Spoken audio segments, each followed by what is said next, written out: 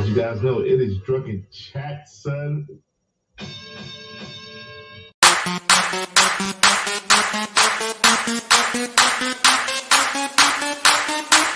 We came to drink, turning up and party. We came to drink, turning up and party. Somebody say, hey, we wanna party.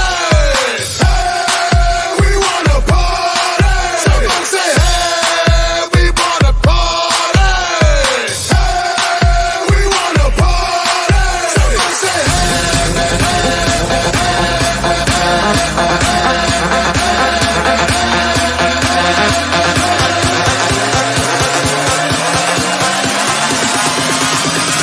out of your mind, get crazy like. For each man in his time, his pain, until he walks along the beach and sees his future in the water, along the pond within his reach. Never needed a one. Sometimes men take matters into their own hands. You want answers? I think I'm entitled. You want answers? I want the truth. You can't handle the truth. As you guys know, it is Drunken Chat, son. All right, like the big man says, it's Drunken Chat, son. I am your host. Chitlins, greens, and cornbread, trying to bring you some of the stuff regarding FOC and some of the stuff that is happening in the comic book world. Interesting week, man. Freaking a lot of stuff freaking going down. Um, I'm not gonna wait till some of the other fellas come by because I'm not sure if they're coming by because we are actually recording on a different day. Saturday the 17th. It's kind of late, anyways. But I'm gonna go ahead and get into it, man. Um, we're gonna skip some of that. Look, man, Deadpool Wolverine still on freaking top. Good to see that it's still doing freaking well. In fact, it just passed Joker to become the number one R-rated freaking movie of all freaking time. Great to freaking see it. Good to see Marvel make some of their freaking money back on this one. Here's the problem: they just had the trailer of Craven come through, and though it may look okay, people are like, "Well, we never asked for Craven. Uh, we don't trust you to do anything with Craven right." And it's the least amount of one of the characters that they actually want to see. So, I think people would rather go see Deadpool Wolverine again than actually see this freaking new Craven movie that's come out. In the meantime, man, Marvel, and people don't realize this. You just had Deadpool Wolverine, which is a Marvel freaking banger, and now you just had Alien Romulus, which they just bought a couple years ago. This is another freaking memory. It's actually doing pretty freaking well. Had $65 million on its first day, um, and it's been actually building on the comics. It's actually going away from what you actually know about what's going on with Alien and some of those other characters.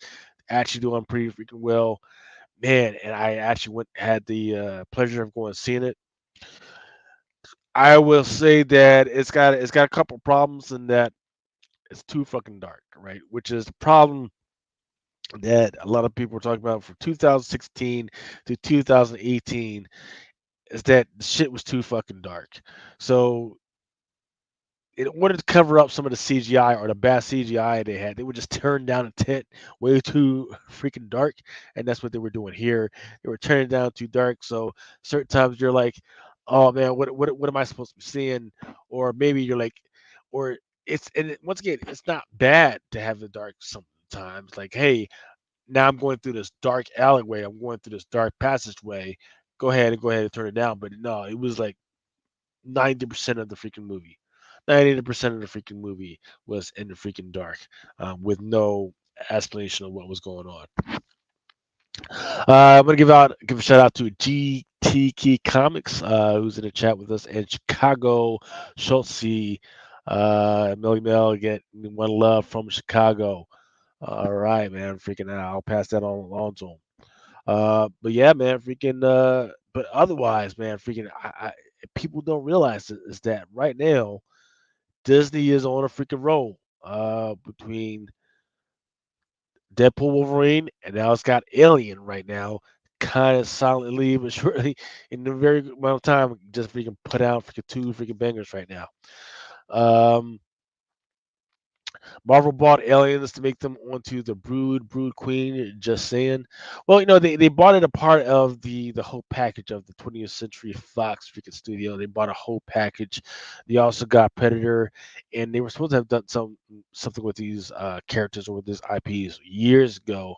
But the problem was they actually got sued because the original creators of the whole, I forget whether it was the Alien or it was a Predator franchise, said, "Hey, uh, we sold it to Fox Studios for just a couple of years, and then it was supposed to revert back to us, and eventually went through arbitration. So now everything was good, everything's fine, and it was a freaking really good freaking presentation of what the heck was going on. It was just too the cinematography was just freaking terrible. Acting, they didn't mess it up. It's not freaking terrible. Like, oh man, I love these freaking characters. They didn't mess it up, which was freaking good. Uh, no, good freaking CGI. Sometimes it was just practical applications of sci-fi effects, but otherwise, no, it was pretty good, pretty good. I can't hate on it. If you love aliens, you'll probably like this one. All right. So seeing how the guys have not gotten here yet, I'm gonna go ahead and get talking to about some books as I sip on some of this old smoky, salty caramel Gattonsbury from Tennessee. Here's some of the stuff that came out this past week that was actually pretty good. Venom War, this Punisher first appearance, freaking homage. Then there was this Fantastic Four number 23 homage. The Hellverine number 4, this cover B variant by Raza. Then these are actually still doing pretty good. These Psycho freaking eggshell freaking business cards. Lager Style says he just saw Aliens and he loved it. May see it again. Look, God bless you. If you can freaking stand around and freaking see it again, um, God bless you, man. It was just too freaking dark for me. Um, maybe I was too drunk. I don't know, but it was just too drunk, just too freaking dark for me, and it pisses me off because it just kind of reminds me of that 2016 to 2019. It was literally a huge problem that every movie I went to, except for maybe like the Disney Avenger movies, it was just too freaking dark. All right, here we go with Spider Boy, and then Werewolf by Night Red Band number 1. It was actually pretty selling pretty well. Um, the prices were all over the place from $56 to 120 to 130 to 80, 75. It was just all over the place. So we'll see where the prices are once the smoke clears. And then the other Werewolf by Night is the cover B. Power Fantasy number 1, the cover A by Caspar Wingard.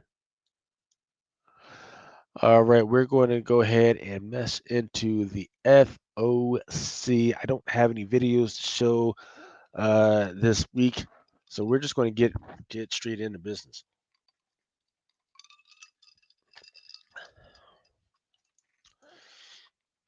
All right, so we had a huge freaking selection, not too huge, but pretty freaking big.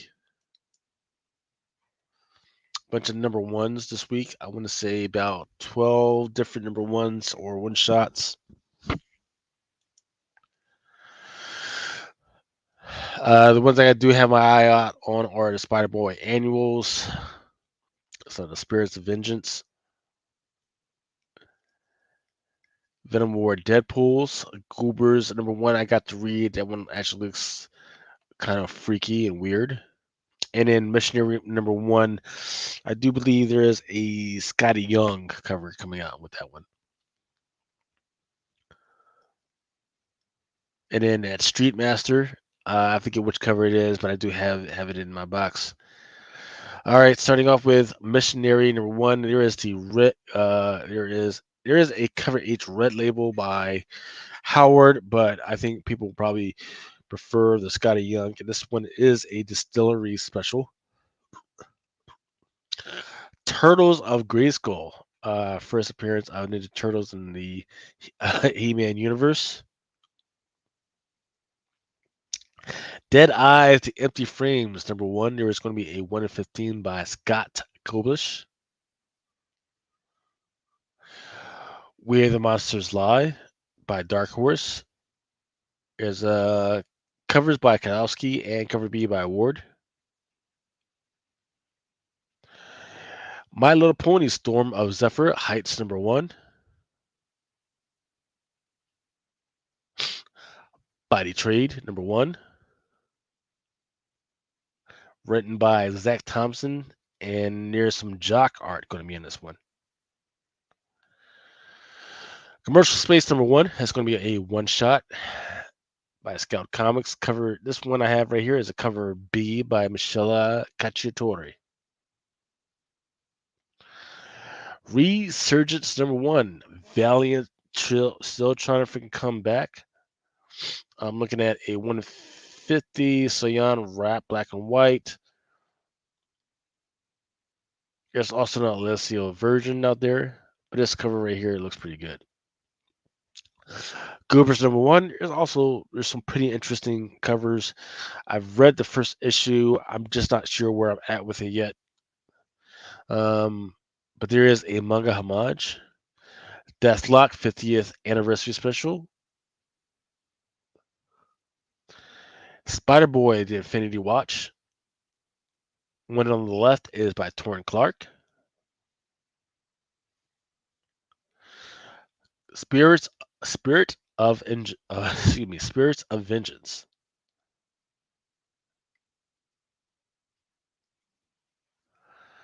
Storm number 1.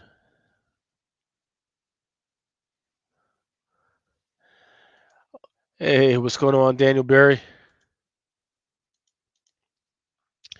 All right, Street Fighter Masters. Cover A of Gensman.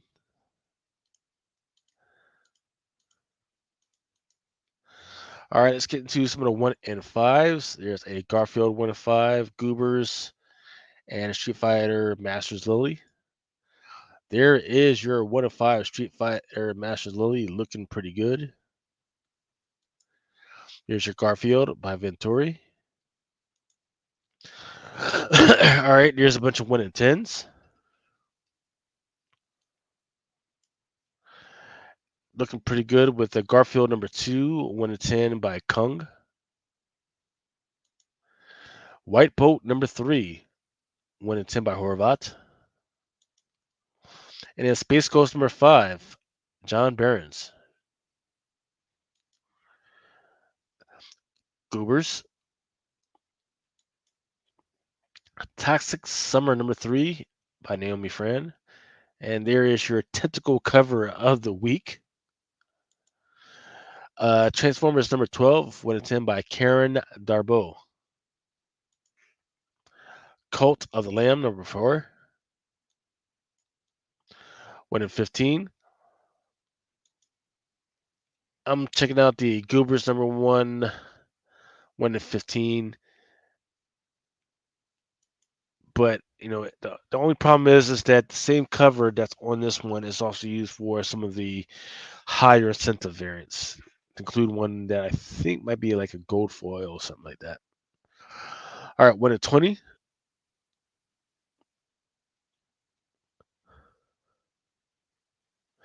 This one is Profane number 4 by Suspira. Here's your Space Ghost by Cho. Cult of the Lamb number 4. Plenty of 1 in 25s to pick from. Here's Amazing Spider-Man. Spider-Man Black Suit and Blood by Doali. Here's your Goobers, 1 in 25. Star Wars Darth Vader, John Jang. And I believe this is your number 50. Storm, 1 in 25. Excuse me. Transformers number 12, cover D, 1 in 25 by Chris Stevens. Werewolf by Night, David Mack. Ultimate X-Men number 7. Ain't No Grave, 1 in 25 by Scotty Young. And this one is for issue number 5.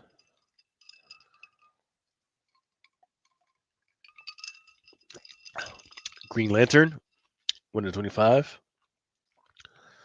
Batman and Robin, number 13. DC versus Vampire, World War V or World War V, number 2. Precious Metal, number 4. X Factor. Nightwing Uncovered, number 1. 1 in 25. X-Men. Wolverine Revenge. And then this one is an Elizabeth Torque. Here's your White Boat, issue number 3 by Distillery, 1 in 25. Cover D by Jeremy Bastian. Here's your 1 in 30s, 1 in 40s, nothing. 1 in 50s.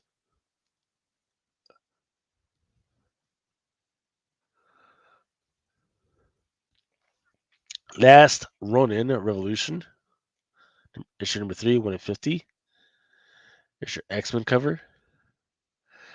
Here's a Transformers number 12, 1 in 50. Darth Vader number 50, 1 in 50 by Albuquerque.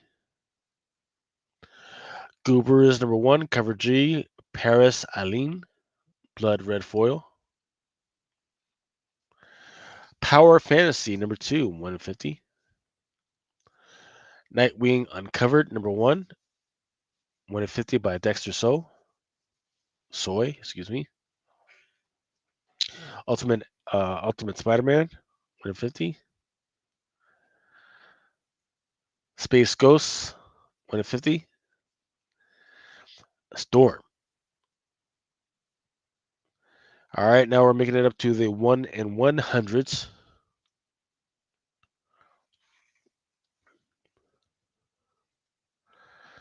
Here's your 1 in 100. Spider-Man Black, Red, White, Red, and Blood. Kasula, Derek Chu. Darth Vader, 1 in 50. Excuse me, 1 in 100. Storm, number 1, 1 in 100.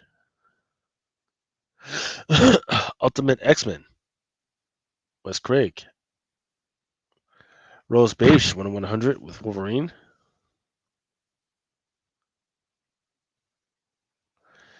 And then there's your Joseph Campbell, X-Men, 1 in 100. All right, here's some by some of the artists we know, or some that's just really good art. From the DC Vault, Death to the Family, Robin Lives, number 3, En-Hyuk Lee. Storm. Spirits of Vengeance, number 1, E.M. Just. Sweeney Boo, Power Fantasy, number 2, cover B. Lucio Perillo with a nice Shazam cover. Ain't No Grave, number 5, cover A by Jorge Corona. Ryan the Man in the Ring, Avengers number 18, 1 in 100.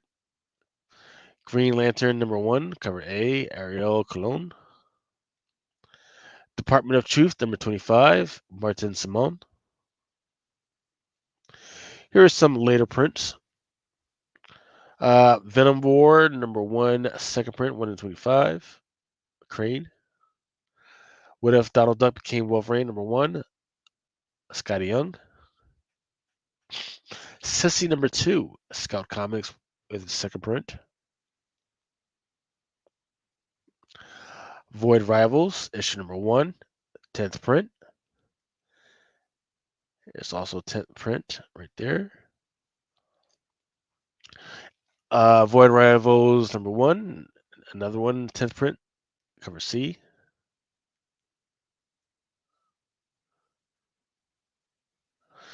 All right, here are some of the foil covers. Absolute Power Task Force number 7, number 6. Dan Mora foil. Unlockables for FOC. Babs number 2. I didn't get a chance to go too much into Pegasus, but I think I got a couple. Street Fighters Masters Loading number 1, cover A by Gensman. Pure Evil number 6, cover A by Laura Braga. 13 Origins, Molt number 1. Just looking at old girl looking at those lollipops. TV horror, I forget who did that one. Here's homages and similes. There's going to be a Ghost Rider cover, which is very similar to his first appearance in Tim Holt number 11. Goobers, Spade Clay. Goobers number 1, there is a Woo manga homage. It's actually homaging Parasite number 1, a very interesting manga, which has got a movie and an animation out. Spawn Misery number 4. It's homaging Michelangelo's Touch to God. I forget what the name of the piece is. Babs number 2, Merle is homaging Conan the Adventurer. Absolute Power Task Force number 7, number 6, cover D, Stephen Platt. Silicon Bandits, it is homaging La Madonna de Pieta, Our Lady of Piety. All right, here's some badass covers for the guys. Spawn Scorch number 3, cover B by Van Randall. It's another Ghost Rider cover. Kosher Mafia number 2. All right, here are some of the ones that are coming out this week. I forget what this week is. What's Wednesday? Let me see. This Wednesday, number 21st.